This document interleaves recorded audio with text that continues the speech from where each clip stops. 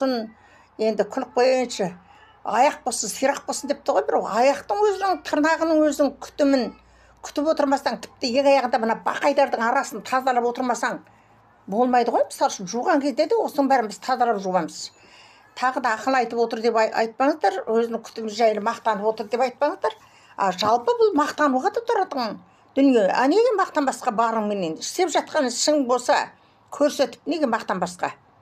Мен болады деп ойлаймын оны. Сондықтан үнемі күтімде болыңыздар. Әйел адамдар, жас кезінде күтілген адам еш уақытта қартайғанда тастай салмайды екен. Өлеңді айтам ғой, осы бір жерде айтқаным бар.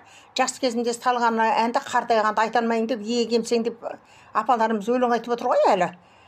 Сондықтан ол жас кезінде күтілген адам, мен той басқарып жүрген кездерімде 40-45 кездерінде ойлағам, осы той басқаруды қойсам, бәрін қоя салам. Мен 18 жылдай той басқардым.